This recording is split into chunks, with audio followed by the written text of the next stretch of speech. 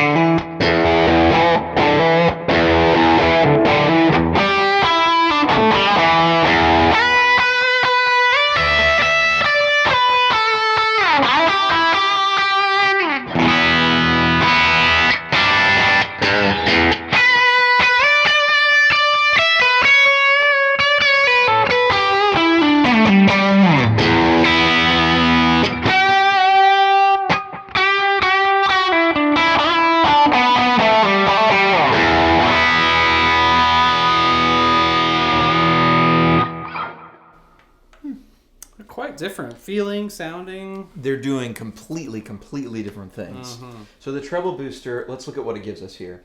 Let me defeat that guy. The treble booster gives us tone, mix, ducking, and volume. Now, the treble booster, even though it's a booster, a real treble booster is often just looked at like kind of like an overdrive, kind of like a boost and an overdrive had a baby, because they're not really clean. You know what I mean? Yeah.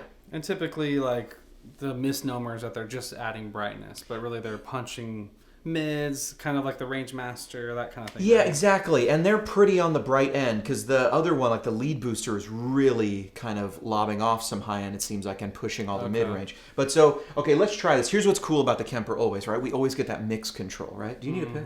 Oh, I've got one. Oh, yes. Well, there's just Hercos everywhere. We got Hercos, we got some black nylons. Okay, the cool thing is this mix. You play a little bit, I'm going to bring the mix up and down, and it'll sort of take off sort of some of the edge. Okay. Not to be confused with the edge, because we're talking about Herco picks, but the edge on the tone. And treble booster. And treble booster. Go ahead.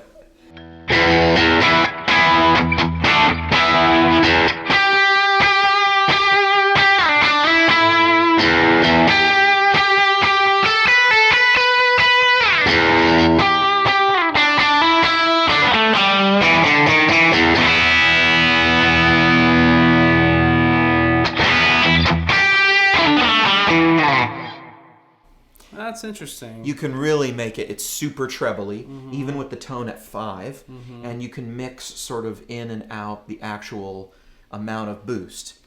Giving you a volume, though, allows you to sort of make up for I think for that mix. You can bring it down and then still hit the front of the amp harder. Okay. So it's like you're getting less treble booster, but still signal going in. Does that make sense? The mix is changing the mix from clean to dirty, but it's not changing the amount of extra decibels you send into the amp, or the profile in this case, right? So if the mix is at 0, will the volume still boost? Let's try that.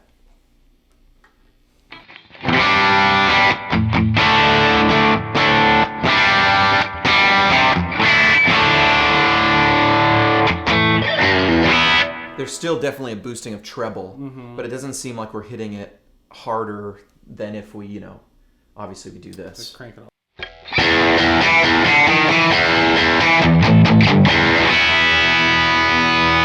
See, as soon as I push the amp more, now actually it feels more balanced without even adjusting the mix, because usually when you push an amp, the low end is going to jump out first, going to get thuddy first. You're going to get maybe some mids coming up, but really the low end is the thing that goes up when gain increases. Pure boost is going to give us just It's a pure boost. Just volume. Hitting Pure the booster. amp. Yep. Okay. It's just volume. So here's without it.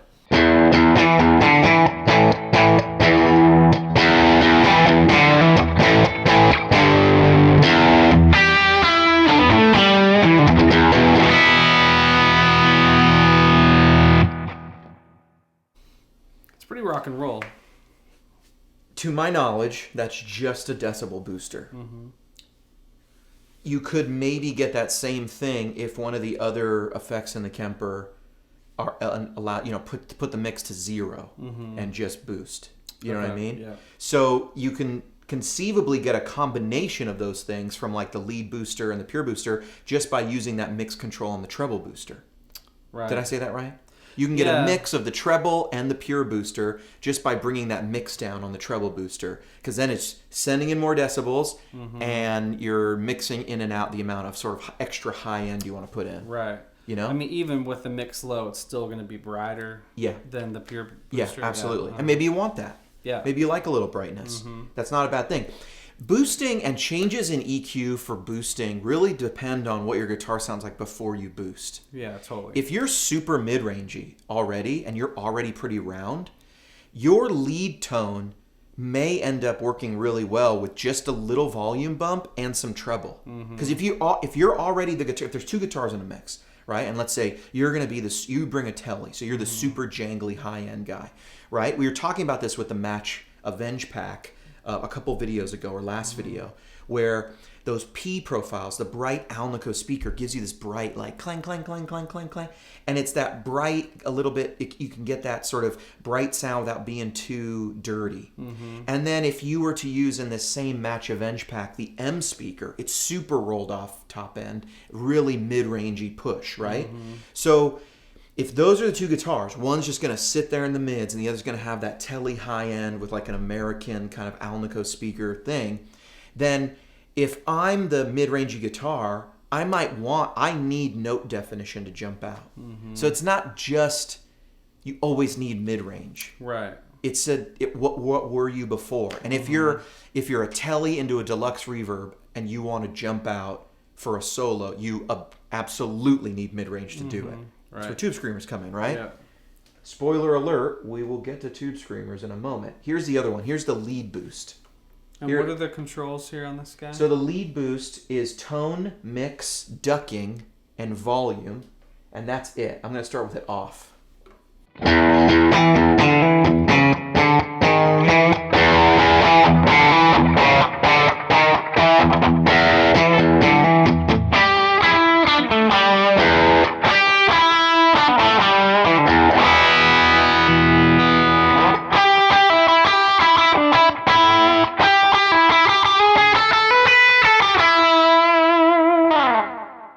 This is a really good example of we use the term mids, and it kind of, I think when people say that amp has too much bass or that amp has too much treble, the thing they're talking about is too much treble, too much bass, and then when you say mids, it's like this huge area in the middle. Yeah. There's low mids, there's high mids. When I turn down the volume to 0, you get this honky quality here. Like play this again with it off and then on, and this is with no volume difference really. You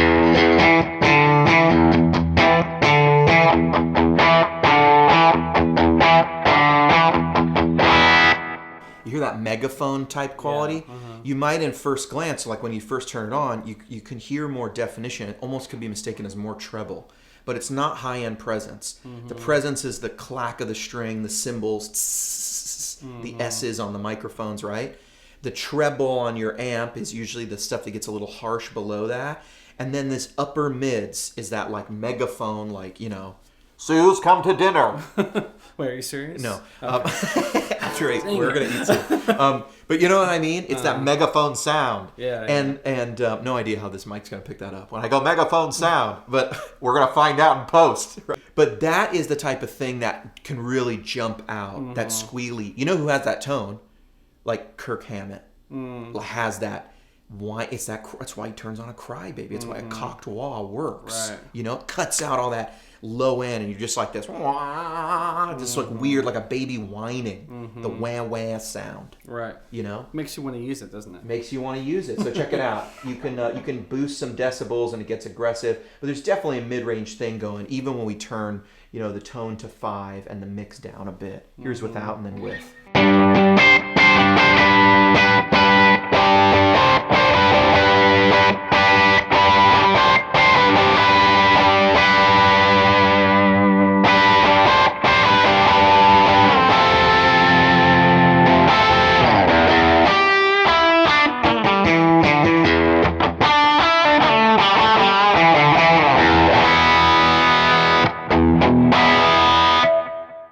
You really get the sort of, you can hear what it's doing, that frequency that's like bringing in and out. You know, it's, you can imagine EQ just like raising the fader, you know, on the, raising that point on a graphic EQ. You know what I mean? Yeah, for sure.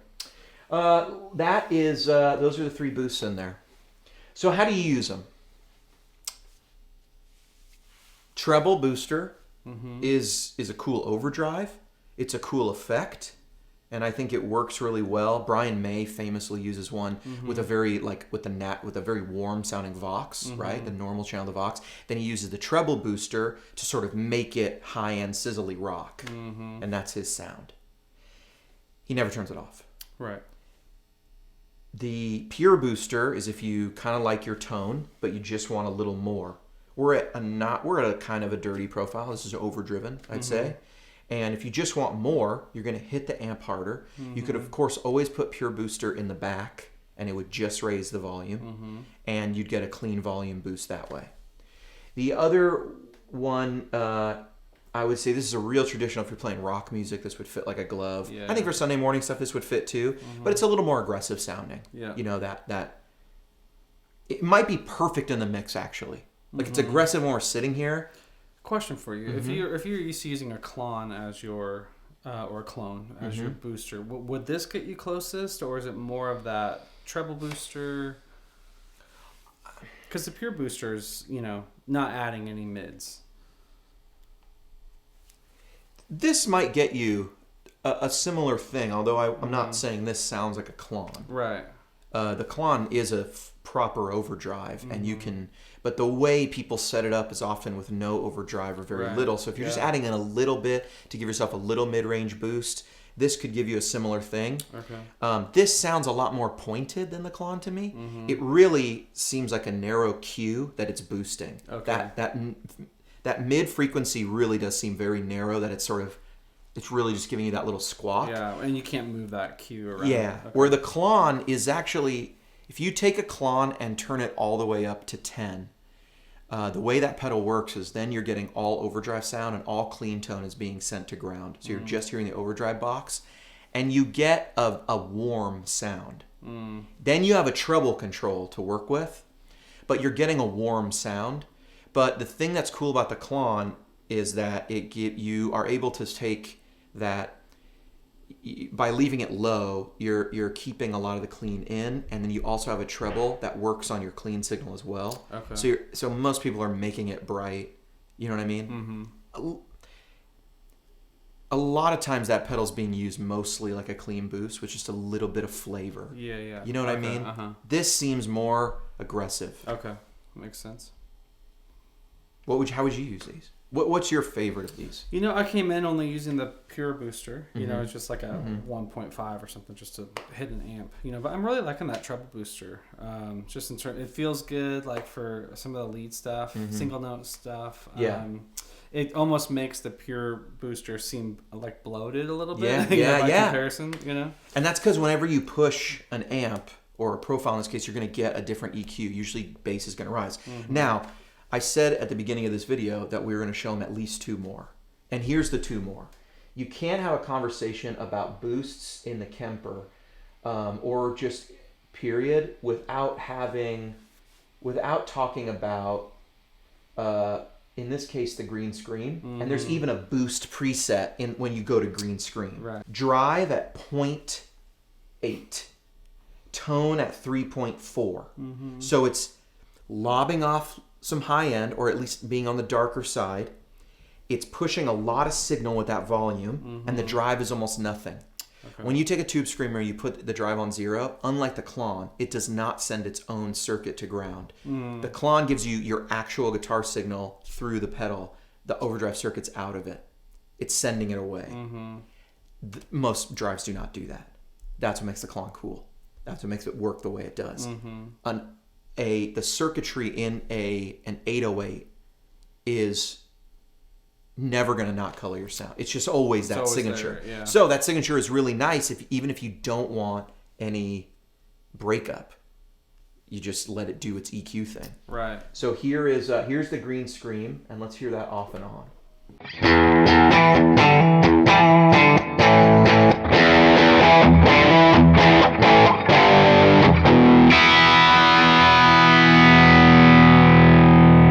I mean, it's kind of the best, right? But so even if you take, okay, we're hitting it really hard, but even if we just take this and we move the drive, let's move the drive all the way to 0, and let's still try it like this. I've got the tone here. Let me brighten it up a little bit, make it a little more of a boosty boost. That still sounds like a light overdrive. Right. Try it off and on.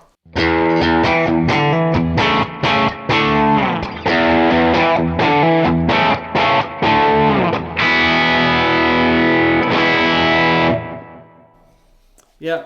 I feel like the lead boost is a narrow Q in the upper mid-range, being very narrow, boosting a very narrow set of frequencies.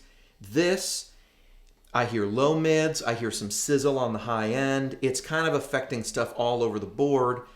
It's not the most drivey, but it definitely is introducing some overdrive and pushing that front end harder. And I've done a lot of like mix at 50%, crank the volume. And that's the other thing, and that's the old, that's like the sparkle drive trick. Here, play a little and I'll show them that.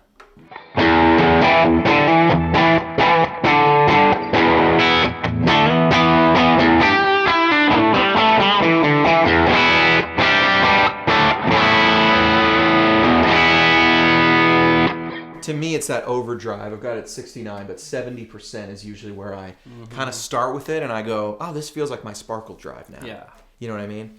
I think like tube screamers actually have about 30% clean sound mixed in as well. I've never really put this back to back with a real, a TS9 or 808, but this might be close to a very stock setting anyway. Right. Okay. Okay. The other one is Brian Carl started using the soft shaper, and he uses it back here in the X slot. And Brian Carl makes profiles. Check him out if you've never heard of him. Soft shaper, right? Okay, well, let me go down to shaper, bit shaper, recta shaper, soft shaper. And there's a preset here called soft dirt. Okay? I'm going to load that. Now, when you put it behind the amp, it gives, this is a trick that you like too, right? You put it in the X slot, and it's on the Sooze worship template and stuff, and the British, the Sooze British Bolt template, which is using his British Bolt profile with the soft shaper and X, right? I just one day started using the soft shaper up front, and I went, this is cool. And I'm not the only one. People have, thrown it in there, and it just sounds like kind of a drive. You get a drive, and you get a volume, but it doesn't feel like an overdrive, but it kind of does. To me, this at these settings almost feels like the type of overdrive that you would pay way too much money for because it's transparent, so it does very little to your tone, but a lot to your wallet. But we have it for free. Well done. Yeah, right. So try it off and on.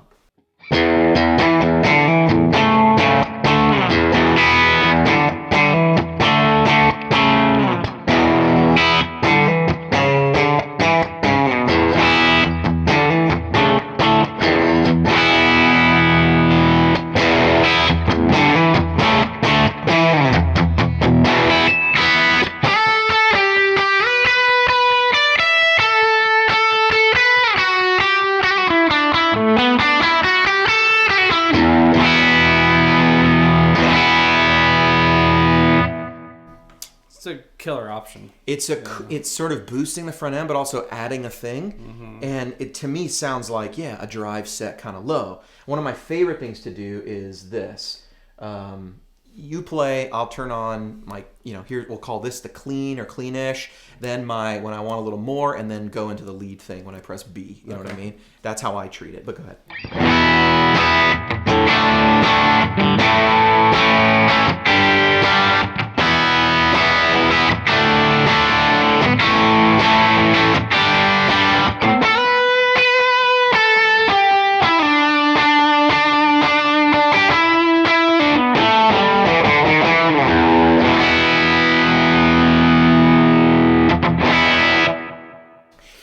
You could play one profile and treat the Kemper kind of like a simple pedal board in that way, where you're, instead of it just being in browse mode, just taking a profile that already is like edge of breakup. This one's a little dirtier, but maybe the H2 profile, where if you dig in with a humbucker, you're going to get some breakup.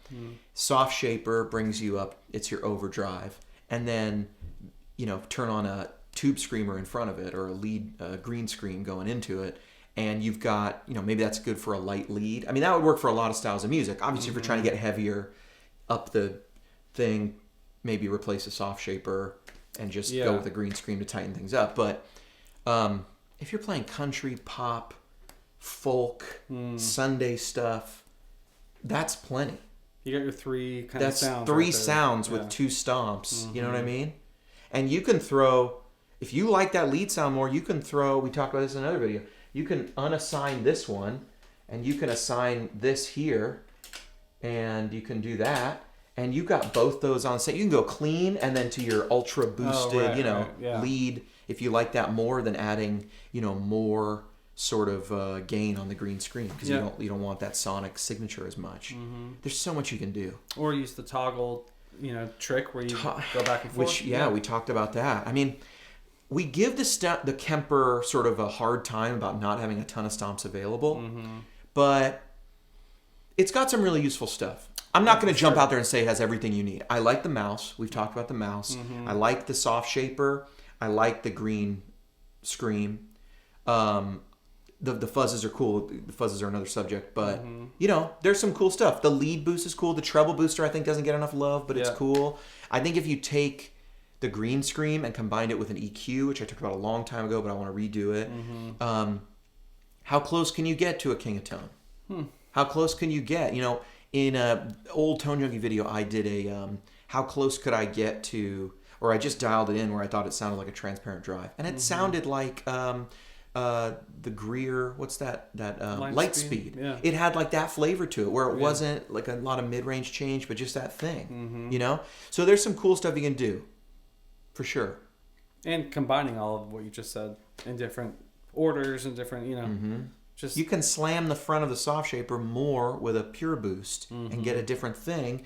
You could put a treble boost on, and you could put a treble boost in front. You could have your green scream set super warm, right? For like your overdrive with the mix at 80 or something. And it's a warm drive for your rhythm. And then when you want a solo boost, you could push a treble booster in front of it to give it more gain, because you're going to hit the front of that thing. It's going to give more mid-range, but you are going to cram more treble into the front too. And that's going to give you extra definition and a cool, you know what I mean? Yeah, it's just like pedals. Oh, yeah. You could do whatever you want. I love it. I love it too. That's why we sit here and make videos about That's so true. Hey guys, if you're watching the end of this video, you are a super fan. Thank you so much. Hit like. Subscribe. It helps the algorithm. Someone just messaged me and was like, have you thought about asking people to subscribe and like the channel? And I thought, I could do that. I'll do that. So I'm doing that. This is you doing that. This is me doing that now. Okay. Thank you so much for watching. My name is HW. I'm the Sooze. HW and the Sooze. Out.